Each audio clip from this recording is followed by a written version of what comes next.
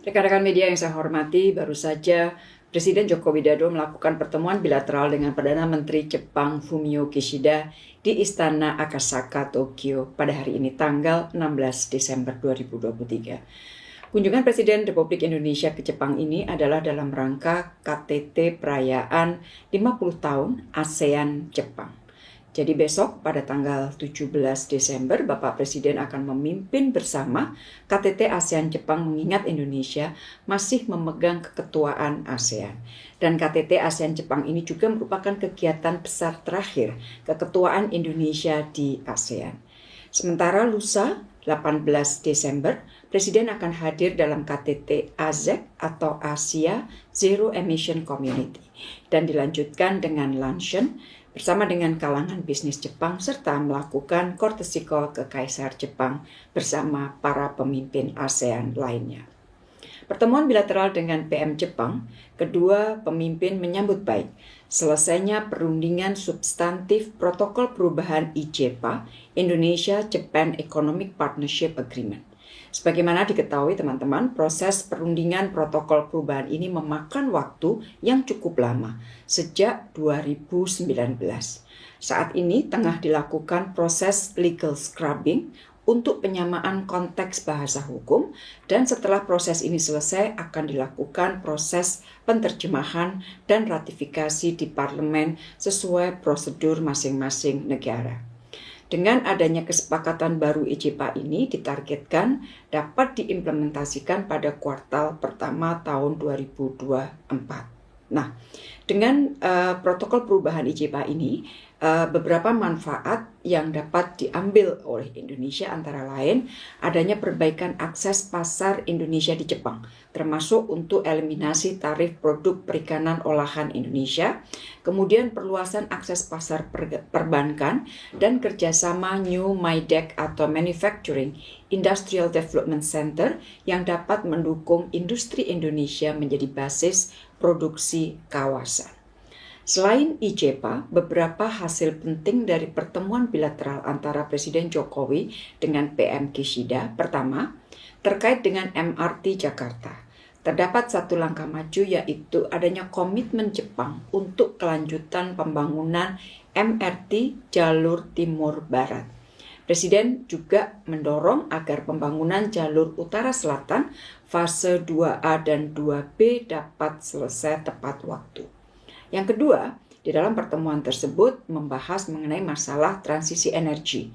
Sebagai ko-inisiator Asia Zero Emission Community atau AZEC, Presiden menekankan pentingnya implementasi berbagai proyek prioritas termasuk pembangunan pembangkit listrik geothermal di Muara Laboh, kemudian proyek waste to energy di Legok Nangka, dan juga pengelolaan lahan gambut di Kalimantan Tengah.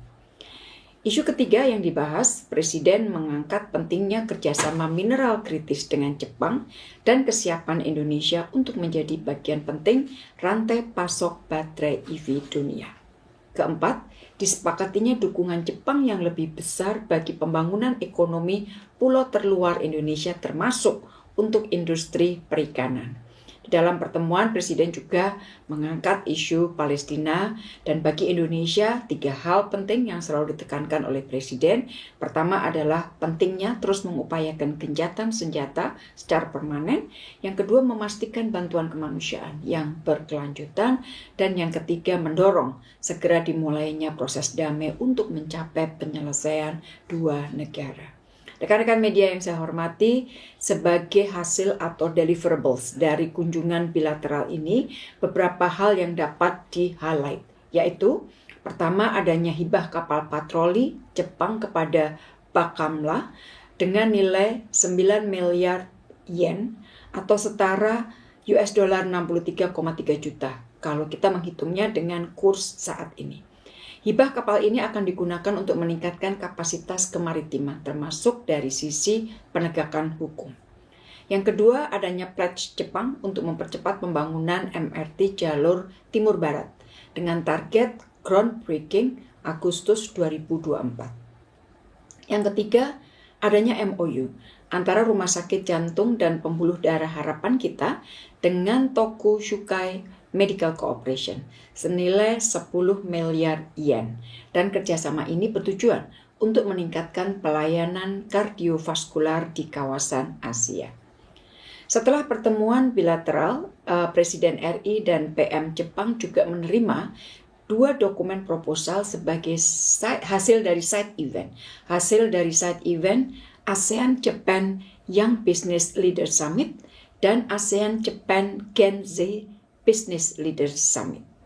Proposal dari Young Business Leaders Summit berisi upaya untuk memperkuat implementasi ASEAN-Japan Co-Creation Ecosystem yang terdiri dari 4 pilar, yaitu penguatan kolaborasi pelaku bisnis ASEAN dan Jepang termasuk tentunya untuk startup dan UMKM.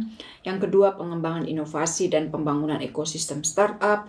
Yang ketiga, pembangunan berkelanjutan. Dan yang keempat, pembangunan inklusif yang didorong oleh AI dan Deep Tech.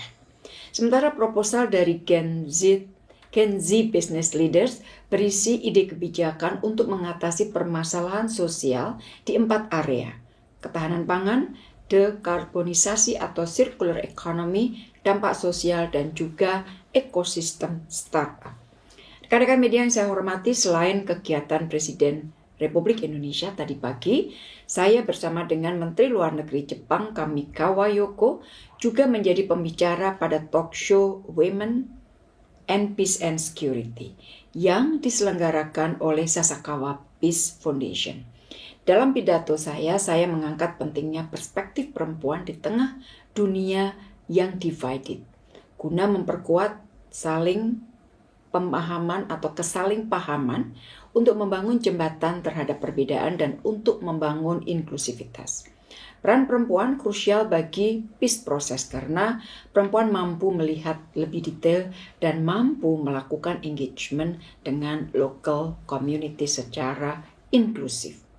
Indonesia terus secara aktif mempromosikan penguatan peran perempuan dalam perdamaian ini baik di tingkat regional maupun multilateral, termasuk saya sampaikan bahwa Indonesia adalah inisiator dari South Asia Network of Women Peace Negotiators and Mediators, dan melalui resolusi PBB 2538 ini adalah merupakan inisiasi Indonesia mengenai Women Peacekeeping Operation. Jadi saya ulangi lagi, Indonesia telah menginisiasi lahirnya resolusi PBB 2538 terkait Women Peacekeeping Operation. Dan hingga saat ini terdapat lebih dari 119 Women Peacekeepers Indonesia di 7 misi perdamaian PBB.